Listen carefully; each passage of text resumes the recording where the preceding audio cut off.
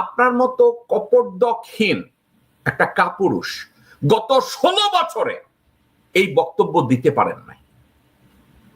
বাংলাদেশে আপনার মাকে নিয়ন্ত্রণ করছে যারা আওয়ামী লীগের হয়ে, আপনার মাকে যারা অসুস্থ বানিয়েছে আওয়ামী লীগের হয়ে, ভারতের হয়ে, আজকে ওই লোকগুলোর কাছে বশ্যতা স্বীকার করে তাদের নেতৃত্ব মেনে নিয়ে এখন তাদের দেওয়া ন্যারেটিভ আপনি ওখানে বসে দিচ্ছেন। পিন্ডি নয়, দিল্লি নয়। আপনি বাংলাদেশের জন্য আদৌ কি করেছেন?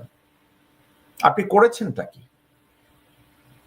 আপনি আপনার বাবার সুসন্তান হিসাবে কি করেছেন?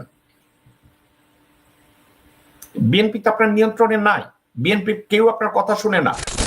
আমার কথা হচ্ছে এরা জানোয়ারেরও একটা ধর্ম আছে, ওদের সে ধর্মও নাই, ওদের সে ধর্মও নাই মাননীয় স্পিকার। ওদের মধ্যে কোনো মনুষ্যত্ব বোধ নাই। ওরা চুরি, লণ্ঠন, দুর্নীতি, দুর্বৃত্তায়ন ছাড়া কিছুই জানে না। ওদের নেতা থেকে শুরু করে সবই তো, এবং সৃষ্টি যে করেছে। শুনেছেন? ওদের ভিতরে কোনো মানবিকতা কাজ করে না, ওদের ভিতরে কোনো ঈমান কাজ করে না, ওদের ভিতরে কোনো দেশপ্রেম কাজ করে না। ওদের ভিতরে শুধু কাজ করে নেমোখারামি, বেঈমানি, দেশদ্রোহিতা, মুনাফিকি, ফাসিকি, এগুলো ওদের মধ্যে কাজ করে। হাসিনা বলছে, কেন বলছে জানেন? হাসিনার চেয়ে ভালো আর কে জানে? এই হাসিনা আমানুল্লাহ আমানকে বসাইয়া কলা খাওয়াইছে, বলছে তোমার ব্যক্তিগত খোঁজ খবর নেব। এবং আমানুল্লাহ আমান এই দায়িত্ব পালন করেছে। কেমনে পালন করেছে জানেন? পুরা আন্দোলনের মুখে পুলিশদের কানে কানে বলে, প্রধানমন্ত্রীকে বলেন আমি আমার দায়িত্ব পালন করছি। মির্জা ফাক সে বলছে আন্দোলনে লক্ষ লক্ষ লোক তার সামনে, যেখানে লক্ষ লক্ষ লোকের শক্তি তাকে বলিয়ান করবে, বলিয়ান না হয়ে সে মাইক্রোফোনে বলে এবার কি বলবো। মির্জা ফাক তার জবাবে হাসিনা বলছে তোমরা মুনাফিকের গোষ্ঠী, তোমরা ফাসেকের গোষ্ঠী, তোমরা বেঈমান, তোমাদের ভিতরে কোনো ইমানদারিত্ব নাই, আনুগত্য নাই, তোমাদের ভিতরে কোনো দেশপ্রেম নাই, তোমরা হচ্ছে বেঈমানের দল।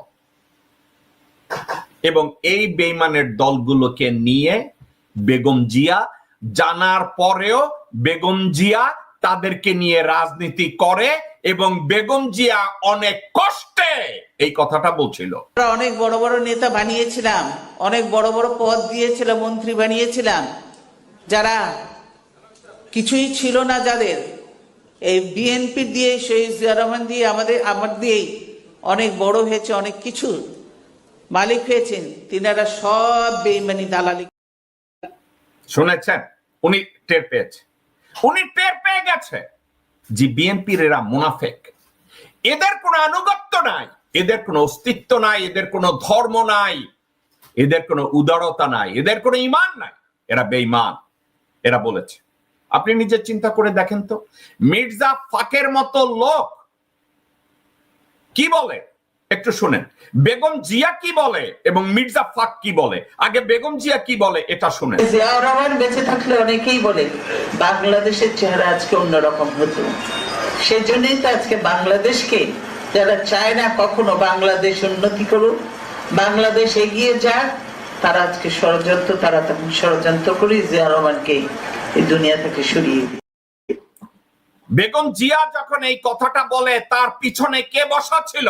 মির্জা ফাক। আবার আমি ভিডিওটা চালাবো, একটু দেখেন। জিয়া রহমান বেঁচে থাকলে অনেকেই বলে বাংলাদেশের চেহারা আজকে অন্যরকম হতো। সেজন্যই তো আজকে বাংলাদেশকে যারা চায় না কখনো বাংলাদেশ উন্নতি করুক, বাংলাদেশ এগিয়ে যাক, তারা আজকে ষড়যন্ত্র, তারা তখন ষড়যন্ত্র করে জিয়া রহমানকে এই দুনিয়া থেকে সরিয়ে দিই। দেখেছেন বেগম জিয়ার পিছনে মির্জা ফাক বসে বসে চশমা মুছে। এই বেগম জিয়া এটা বলেছে, ঠিক আছে, বেগম জিয়া এটা বলেছে। এখন দেখেন তার দলের মহাসচিব মির্জা ফাক সে নিজে কি বলে।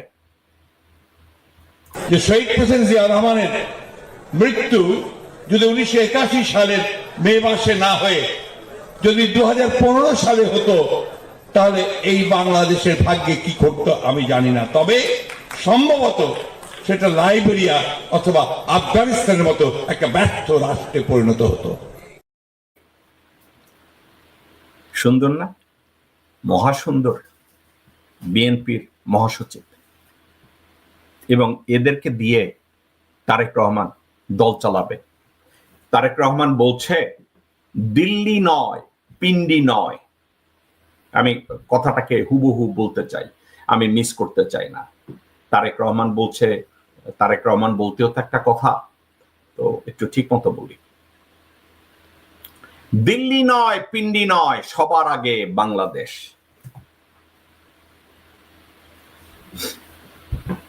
আমার কি প্রশংসা করা উচিত না? ওকে, আপনাদেরকে আমি ঠান্ডা মাথায় একটা কথা বলি। 54 বছর আগে পাকিস্তান বাংলাদেশে ইন্টারভিন করতে চাইছে, ঠিক আছে? গত 54 বছরে পিন্ডি, রাওয়ালপিন্ডি এখন পাকিস্তানের রাজধানীও না, এখনো সে ওই ভারতের যে ন্যারেটিভ পিন্ডি, ওই ভারতের ন্যারেটিভ ধরে বাচাধন তারেক রহমান লন্ডনে বসে আছে। তারেক রহমান সাহেব, আপনার কি মনে নাই রাওয়ালপিন্ডি এখন আর রাওয়ালপিন্ডি না? পাকিস্তানের রাজধানী এখন ইসলামাবাদ। এখন আপনি পিন্ডি ধরে আছেন। পিন্ডি তো ইন্ডিয়ান ন্যারেটিভ, আপনি এখনো পিন্ডি ধরে বসে আছেন। এবং আপনার তথাকথিত পিন্ডি গত 54 বছরে বাংলাদেশের স্বরাষ্ট্র, পররাষ্ট্র, বাণিজ্য কোন নীতিতে তারা ইন্টারভিন করে নাই। তারা তাদের কোন পলিসি বাংলাদেশের উপরে ইম্পোজ করে নাই। এখন আপনি পিন্ডির নাম নেন কেন? পিন্ডি তো গত 54 বছরে বাংলাদেশে কোনো কিছু করে নাই। গত 54 বছরে পিন্ডি করেছে এমন একটা উদাহরণ আপনাকে যদি কেউ দেয়, আপনি তো দিতে পারবেন না। তারেক রহমান, আপনি কেন লোকজনের সাথে ইন্টারভিউতে যান না আপনি জানেন? আপনার লেখাপড়া নাই। অনেকে বলে আপনি ম্যাচিউরড হয়েছেন, অনেকে বলে আপনি নাকি লন্ডনে বসে লেখাপড়া করেছেন। কি লেখাপড়া করেছেন? গত 54 বছরে পিন্ডি অর্থাৎ পাকিস্তান, পিন্ডি তো এখন নাই। পিন্ডি এখন তো পাকিস্তানের রাজধানীও না। পিন্ডিতে কোনো আইন প্রণয়ন হয় না, আইন প্রণয়ন হয় রাজধানীতে। তো আপনি এটা নিয়ে কি বলছেন? পিন্ডি নয়, দিল্লি নয়, আপনি পিন্ডিটাই আগে বললেন। যে পিন্ডি, যে পাকিস্তান গত 54 বছরে বাংলাদেশের কোন জায়গায় ইন্টারফেয়ার করে নাই, সে পিন্ডি নাকি? পিন্ডির কোন লোক আপনাকে এসে বলছে এইটা সেইটা আছে নাকি কোথাও? নাই তো। আপনি পিন্ডির নাম নিলেন কেন? ইন্ডিয়ান ন্যারেটিভ তৈরি করতে হবে, ইন্ডিয়ার দেয়া লাইনটা আপনাকে পড়তে হবে, দিল্লি নয়, পিন্ডি নয়। কে দিছে? মাহদি আমিন। আপনি কি ওই ইদানিং সালাউদ্দিন আর মাহদি আমিনের দেওয়া তত্ত্বের উপরে লাফাইতেছেন, নাকি স্পিচ রাইটার ওই বলদ এখনো আছে? দিল্লি নয়, পিন্ডি নয়। তারেক রহমান সাহেব, আপনাকে একটা কথা বলি। এই পৃথিবীতে টকার না, টকারদের লোকজন মনে রাখবে না। কাকে মনে রাখবে জানেন? ডুয়ার। আপনার সমস্যা কোথায় আপনি কি জানেন? আপনার দলের সবচেয়ে বড় সম্পদ বাংলাদেশের মানুষের ভালোবাসা এবং জনসমর্থন, তাও আপনার প্রতি না, আপনার মা এবং আপনার বাবার প্রতি, স্পেশালি আপনার বাবার প্রতি। এই জনগণ আপনার জন্য বুকের তাজা রক্ত ঢেলে দিতে তৈরি। আপনি ওই জনপ্রিয়তাটাকে গত 16 বছর কাজে লাগান নাই, গত 9-10 মাসে কাজে লাগান নাই। আপনি এখন কাজে লাগাতে গিয়েছেন ভারতের ন্যারেটিভ এবং ভারতের থিওরি বাংলাদেশে। ওই থিওরিটা কি?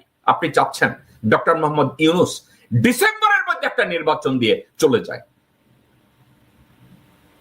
আপনার মতো কপটদকহীন একটা কাপুরুষ গত 16 বছরে এই বক্তব্য দিতে পারেন নাই। বাংলাদেশে আপনার মাকে নিয়ন্ত্রণ করছে যারা আওয়ামী লীগের হয়ে, আপনার মাকে যারা অসুস্থ বানিয়েছে আওয়ামী লীগের হয়ে, ভারতের হয়ে, আজকে ওই লোকগুলোর কাছে বশ্যতা স্বীকার করে তাদের নেতৃত্ব মেনে নিয়ে এখন তাদের দেওয়া ন্যারেটিভ আপনি ওখানে বসে দিচ্ছেন পিন্ডি নয়, দিল্লি নয়। আপনি বাংলাদেশের জন্য আদৌ কি করেছেন? আপনি করেছেনটা কি? আপনি আপনার বাবার সুসন্তান হিসাবে কি করেছেন? বিএনপি তো আপনার নিয়ন্ত্রণে নাই। বিএনপি কেউ আপনার কথা শুনে না। আপনি বাংলাদেশে যেতে ভয় পাচ্ছেন। আপনার মামার নিয়োজিত মইন আপনাকে যেই উষ্টা দিছে, ওই উষ্টার ব্যথা আপনি তো সারা জীবনে ভুলবেন না। আমিও ভুলতাম না যদি ওই উষ্টা আমি খাইতাম। আজকের আপনি ইন্ডিয়ান ন্যারেটিভ শুরু করলেন, পিন্ডি নয়, দিল্লি নয়। কারণ পিন্ডি তো এখন বাংলাদেশে গত 54 বছরে কিছু করে নাই। পিন্ডি কি গত 54 বছরে ভারতের মতো করিডোর নিছে?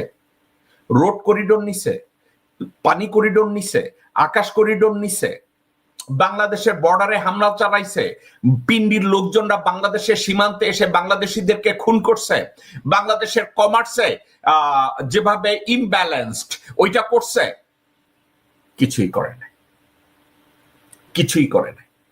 বাংলাদেশের কলকারখানা বন্ধ করছে পিন্ডি, করে নাই। কিন্তু কি করছে জানেন? যে মুহূর্তে রোহিঙ্গা সমস্যার ভিতরে বাংলাদেশ মুষড়ে পড়ছে, ভারত বাংলাদেশের বিরোধিতা করলো জাতিসংঘে, কিন্তু পিন্ডি বলেছে আমরা বাংলাদেশের পক্ষে ভোট দেব। তারেক রহমান, ওইটা কি আপনার মনে করায় দেব নাকি মনে আছে? রোহিঙ্গারা যখন বাংলাদেশে ঢুকলো, জাতিসংঘে যখন রোহিঙ্গা ফেরত দেওয়ার ব্যাপারে আলাপ আলোচনা শুরু হলো, ভারত জানায় দিল যে রোহিঙ্গা সমস্যা নিরসনে ভারত বাংলাদেশের পক্ষে ভোট দেবে না। কিন্তু আপনার ওই পিন্ডি বাংলাদেশের পক্ষে ভোট দিছে। তারেক রহমান সাহেব, এটা কি আপনি মনে আছে নাকি এগুলো নিয়ে পড়ালেখা করেন নাই? কেন করেন নাই? নাকি ওইখানে বসে বসে খালি আপনি তেল মারে, সানি তেল মারে, সায়ান তেল মারে, হুমায়ুন তেল মারে, যারা হাতে তেল আর ঘেটতো লইয়া যায় আপনি ওইটা পইটা যান? তারেক রহমান সাহেব, আপনার স্টাডিতে কি আসছে? রোহিঙ্গা নিধন শুরু হয়েছে একটা উদ্দেশ্যে, রাখাইনকে রোহিঙ্গা মুক্ত করবে। কেন? রাখাইনে ভারতের বিমান ঘাঁটি বসবে, সেনানিবাস বসবে, এবং সেভেন সিস্টার্স এর সাথে যোগাযোগ ব্যবস্থা ডেভেলপ করবে। এই রোহিঙ্গাদেরকে ওখান থেকে নিধনের জন্য ভারত মায়ানমারের বাজেটের 1/3 ডোনেট করত, 4 বিলিয়ন 5 বিলিয়ন মায়ানমারকে দিত। আপনি স্টাডিতে আপনি পড়ছেন, এটা নিয়ে আপনি কথা বলছেন, এটা নিয়ে বিবৃতি দেওয়ার মতো আপনার যোগ্যতা আছে? কোনদিন বলেছেন বিষয়টা এই? আপনি তো বলেন নাই। তারেক রহমান সাহেব, আপনি নিজে যদি না জানেন, কান খুলে শুনে রাখেন, রাখাইনে রোহিঙ্গাদের কাটা শুরু হয়েছে ভারতের পয়সায়, যাতে রাখাইনটাকে রোহিঙ্গা মুক্ত করে ভারতের যোগাযোগ ব্যবস্থা, সেনানিবাস ওখানে তৈরি করা যায়।